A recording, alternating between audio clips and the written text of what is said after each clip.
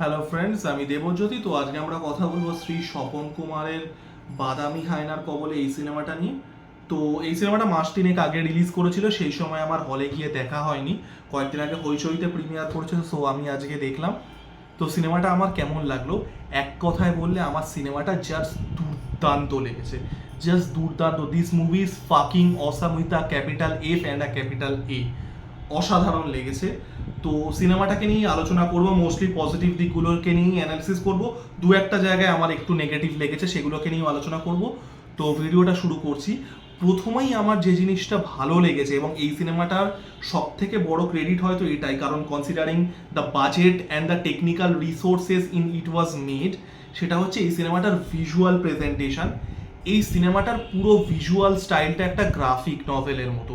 পুরো ব্যাপারটা, সেটা যেভাবে ক্যারেক্টারগুলোকে ইন্ট্রোডিউস করা হচ্ছে হোক, সেটা কালার গ্রেডিংটা হোক, সেটা পুরো ভিজুয়াল প্রেজেন্টেশনটা আপনাকে দেখে মনে হবে আপনি স্ক্রিনে একটা গ্রাফিক নভেল দেখছেন। গ্রাফিক নভেল বেসড সিনেমাগুলো যারা দেখেছেন, সেটা জ্যাক স্নাইডারের ওয়াচম্যান হোক, সেটা রবার্ট রড্রিগেসের সিন সিটি হোক, সেগুলো দেখবেন একটা খুব ডিস্টিংটিভ একটা ভিজুয়াল স্টাইল থাকে, একটা খুব ডিস্টিংটিভ স্টাইল থাকে, যেটা শুধু গ্রাফিক নভেল থেকেই আসে। স্বপন কুমার কিন্তু এই স্টাইলটা নেল করতে পেরেছে উইদাউট এনি রেফারেন্স। আজকে একটা ওয়াচম্যান বা আজকে একটা সিন সিটি বা আজকে একটা যে কোনো সিনেমা, সেগুলো যখন গ্রাফিক নভেল থেকে অ্যাডপ্ট করছে, তাদের কিন্তু একটা রেফারেন্স পয়েন্ট থাকছে গ্রাফিক নভেলটা। স্বপন কুমারের অ্যাডাপ্টেশন হচ্ছে একটা পুরনো পাল্প নভেল লেখা হতো, যে দীপক চ্যাটার্জিকে নিয়ে শ্রী স্বপন কুমার লিখতেন। তো সেখান থেকে এরকম একটা এত কি বলবো, এত স্ট্রাইকিং একটা ভিজুয়াল স্টাইল, এটা ইটসেলফ একটা হিউজ ক্রেডিট ডিজার্ভ করে। এবং এই সিনেমাটার ভিজুয়াল স্টাইলটা কিন্তু মানে জাস্ট দেখার মতো, আমি জেনুইনলি বলছি। এবং শুধুমাত্র ভিজুয়াল স্টাইল না, এখানে যেখানে যেখানে ভিএফএক্স এর কাজ ইউজ করা হয়েছে, আর্ট ডাইরেকশন এই সিনেমায় খুবই ভালো, মেকআপের কাজ খুবই ভালো। তো এই টেকনিক্যাল অ্যাসপেক্টসগুলো এত পলিশড খুব কম বাংলা সিনেমায় দেখা যায়। আমি শেষ কোন বাংলা সিনেমায় এত পলিশড কাজ দেখেছিলাম আমি জানি না। এবং ভিজুয়াল স্টাইলটা যেটা বললাম, দেখে মনে হচ্ছে পুরো একটা স্ক্রিনে গ্রাফিক নভেল চলছে। তো এই গেল প্রথম কথা। সেকেন্ড, আমার যেটা ভালো লেগেছে এই সিনেমাটার আন্ডারস্টেটেড হিউমার। আমরা বাংলা সিনেমায় যে ব্র্যান্ড অফ হিউমারটা দেখি, সেটা একটা আউটডেটেড মোটা দাগের স্ল্যাপস্টিক কমেডি, যেটা মানে কারোর যদি হাসি পায় তো তাদের ডাক্তার দেখানো উচিত, I am being very honest. এখানে যে হিউমারটা আছে সেটা কিন্তু অ্যাকচুয়ালি ক্লেভার হিউমার। এখানে কোনো স্ল্যাপস্টিক কমেডি নেই, এবং যে হিউমারটা যেভাবে ইউজ করা হয়েছে, এখানে পলিটিক্যাল জোকসও আছে, এখানে সেলফ রেফারেন্সিয়াল জোকসও আছে, এবং সেলফ রেফারেন্সিয়াল পার্টটার ব্যাপারে আমি আসছি। এছাড়াও এখানে বিভিন্ন রকম যে অন্যান্য যেটা গোয়েন্দা, যে দীপক চ্যাটার্জিকে বলা হতো ছোট লোকের গোয়েন্দা, কারণ সেটা একটা পাল্প নভেলের ইয়ে ছিল, তার সাথে ফেলুদার কম্প্যারিজন বা ব্যোমকেশের কম্প্যারিজন, এগুলো খুব ক্লেভার ওয়েতে প্রেজেন্ট করা হয়েছে। এবং এছাড়াও কিছু ভিজুয়াল গ্যাগস আছে, যেগুলোর মধ্যে অনেক রেফারেন্সেস আছে। যেরকম একটা সিনেমা দারুণ লেগেছিল, রুমাল বলে একটা ক্যারেক্টার আছে, তাকে ধাক্কা মারছে, সে বিড়াল হয়ে মাটিতে পড়ছে, এটা obviously it's a tribute on Sukumar Ray. তো এরকম অনেক কিছু সাইড গ্যাগস আছে, অনেক ভিজুয়াল ইস্টার এগস আছে, যেগুলো কিন্তু দারুণ দেখতে লাগে। তো হিউমারটা খুব ওয়েল এক্সিকিউটেড। এবং এই জাতীয় সিনেমায়, কারণ স্বপন কুমার গল্পগুলো কিন্তু এখন পড়লে আপনাদের আনইনটেনশনালি ফানিই লাগবে, তো এই সিনেমাটা কিন্তু এটা অ্যাকনলেজ করে ওইভাবেই হিউমারটাকে প্রেজেন্ট করছে। অভিনয় পারফরমেন্সে আমি বেশি কিছু যাচ্ছি না, গুণী অভিনেতাদের নেওয়া হয়েছে। আবির চ্যাটার্জি, পরাণ বন্দ্যোপাধ্যায় মেন ক্যারেক্টারে আছেন, দুজনের পারফরমেন্সেসই খুবই ভালো, খুবই এক্সপেক্টেড একটা পারফরমেন্স। আমার আর একটা জিনিস ভালো লেগেছে এই সিনেমাটা ন্যারেটিভ স্টাইল। দেখুন, এই সিনেমাটা একটা মেটা ফিকশন স্টোরি। মেটা ফিকশন মানে হচ্ছে যেখানে যে ফিকশনের ক্যারেক্টারটা, সে জানে সে একটা ফিকশনাল ক্যারেক্টার। এখানে আবির চ্যাটার্জি যে দীপক চ্যাটার্জির ক্যারেক্টারটা প্লে করছেন, এই যে গোয়েন্দা, সে কিন্তু জানে সে একটা কাল্পনিক চরিত্র, সে একটা গোয়েন্দা গল্প, একটা পাল্প গল্পের একটা নায়ক।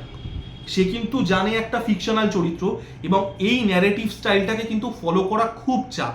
কারণ কি, যেহেতু আপনি সেলফ রেফারেন্সিয়াল হয়ে যাচ্ছেন, যেহেতু চরিত্রগুলো জানে তারা ফিকশনাল চরিত্র, এবং পুরোটাই একটা মানে একটা সাজানো গল্পের প্লটের পার্ট, তো সেখানে কিন্তু অ্যাকচুয়ালি স্টোরিগুলোকে এঙ্গেজিং করা খুব চাপ।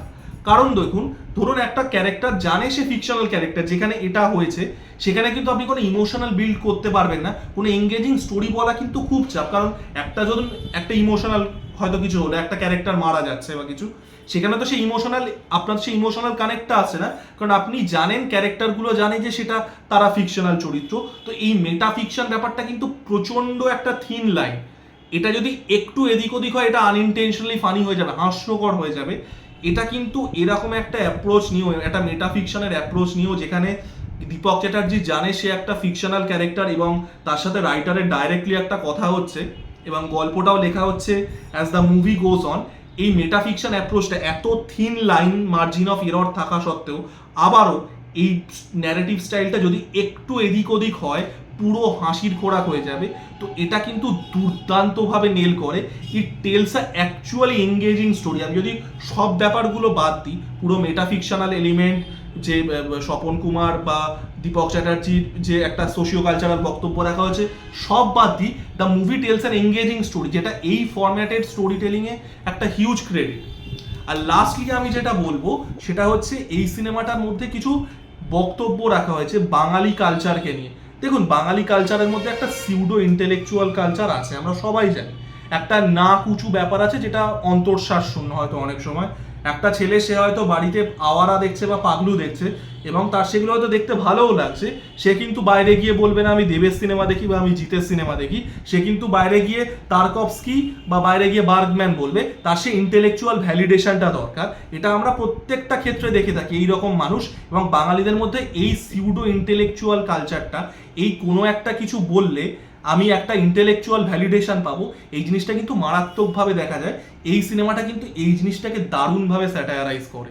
একটা স্বপন কুমার, যে একটা স্বপন কুমারের লেখা, মানে দীপক চ্যাটার্জি যে গোয়েন্দা, সে একটা মাস গল্পের হিরো, তার গল্প ওভার দ্য টপ হতো, তার মধ্যে অনেক গাঁজাখুরি এলিমেন্ট থাকতো, কিন্তু সেটাই সাধারণ মানুষকে আনন্দ দিত। এবার একটা এলিটিস্ট মানুষ, তারা হয়তো সেটা এনজয় করেছে পড়ে, তারা হয়তো একটা দীপক চ্যাটার্জির গল্প পড়তে এনজয় করছে, কিন্তু তারা সেটা স্বীকার করবে না বাইরে গিয়ে, কারণ সেটা স্বীকার করলে কি তারা সেই ইন্টেলেকচুয়াল ভ্যালিডেশনটা পাবে না, একটা ফেলুদা বা একটা ব্যোমকেশের যে ভ্যালিডেশনটা তারা পাবে। তো এই জিনিসটাকে কিন্তু খুব সুন্দর করে, এই যে একটা অন্তর্শ্বাস শূন্য একটা নাকুচু ব্যাপার এবং একটা সিউডো ইন্টেলেকচুয়াল কালচার, যেগুলো আঁকড়ে বাঙালি বসে আছে, এবং এই কথাগুলো আমিও বলেছি যে বাঙালি কালচারের যা অবস্থা, গর্ব করার মতো কিছুই নেই।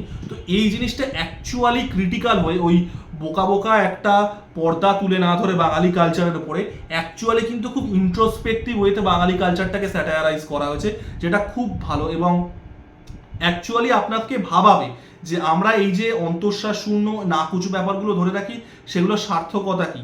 তো এই জিনিসটা আমার খুব ভালো লেগেছে। তো overall this is a wonderful movie. Easily আমার লাস্ট কয়েক বছরের সব থেকে পছন্দের বাংলা সিনেমা। আমার বোধহয় লাস্ট এত ভালো বাংলা সিনেমা লেগেছিল হয়তো বল্লভপুরের রূপকথার ওই সময়, মানে সে 2 বছর আগেকার কথা বলছি। তো অসাধারণ সিনেমাটার মধ্যে আমার দুটো একটা জিনিস একটু লেগেছে। একটা হচ্ছে সিনেমাটার মধ্যে প্রচুর প্রোডাক্ট প্লেসমেন্ট আছে, মানে বিঙ্গো, স্প্রাইট, আরও বেশ কয়েকটা প্রোডাক্ট প্লেসমেন্টগুলো একটু মানে অন দ্য ফেস। এবার সেটা কিছু করার নেই, বাংলা সিনেমার বাজেটারি রেস্ট্রিকশনস থাকে, সেটা আমি বলছি। কিছু জায়গায় প্রচুর এক্সপোজে আছে, মানে ক্যারেক্টারগুলোতে, মানে দুটো ক্যারেক্টারের মধ্যে কথা বলে আর একটা ক্যারেক্টার সম্পর্কে ইন্ট্রোডিউস করানো হচ্ছে, যেটা আমি বুঝতে পারছি কেন। কারণ স্বপন কুমারের ক্যারেক্টার যেগুলো আছে, স্বপন কুমারের যে ইউনিভার্সটা, তার যে ক্যারেক্টারগুলো দীপক চ্যাটার্জি, সেগুলো মানুষের কাছে জানে না, মানুষ জানে না। তো সেখানে একটা এক্সপোজে করানোর দরকার অডিয়েন্সকে এডুকেট করার জন্য, সেটা আমি বুঝতে পারছি। বাট কোনো জায়গায় একটু লেগেছিল। আর লাস্টের 10 মিনিট আমার মনে হচ্ছে বড্ড ওভার দ্য টপ হয়ে গেছে, even by this movie standards. কারণ এটা একটা মেটাফিকশনে অপারেট করছে, যেখানে এই যে একটা বাস্তব জগৎ, যেখানে পরাণ বন্দ্যোপাধ্যায় একজন লেখক, এবং কল্পনার জগৎ, যেখানে দীপক চ্যাটার্জি একজন ফিকশনাল ক্যারেক্টার, দুটো কিন্তু খুব সুন্দরভাবে মিশেছে। লাস্টে গিয়ে আমার মনে হয়েছে ব্যাপারটা একটু ওভার দ্য টপ হয়ে গেছে লাস্টের 10 মিনিট। তো তা বাদ দিয়ে আমার সিনেমাটা জাস্ট দুর্দান্ত লেগেছে, visual style wise, narrative wise, যেটা আমি আবারও বললাম মেটাফিকশন, দুটো জগৎ, একটা বাস্তব জগৎ এবং একটা ফ্যান্টাসির জগৎ, এবং ফ্যান্টাসির জগৎটা জানে তারা ফ্যান্টাসি, তারা ফিকশনাল, তো দুটোকে খুব সুন্দর করে মেশানো হয়েছে। গান খুব ভালো, পারফরমেন্সেস খুব ভালো, technically this movie is very polished. তো ওভারঅল একটা অসাধারণ সিনেমা। যদি কেউ না দেখে থাকেন, আমি হাইলি রেকমেন্ড করবো হইচইতে গিয়ে দেখুন, ফ্রিতে অ্যাভেলেবেল আছে যাদের হইচইয়ের সাবস্ক্রিপশন আছে। দারুণ মুভি, মানে এরকম সিনেমা সত্যি কথা বলতে বাংলায় মানে এই কথাটা খুব ক্লিশেড লাগে, কারণ বাংলাতে কিছুই হয় না, বাট এই জাতীয় সিনেমা বাংলায় জেনুইনলি এর আগে হয়েছে কিনা আমি জানি না। তো খুব ভালো সিনেমা। আর আমার ভিডিওটা কেমন লাগলো জানাবেন, লাইক কমেন্ট এবং সাবস্ক্রাইব করে আমার পাশে থাকুন। ধন্যবাদ।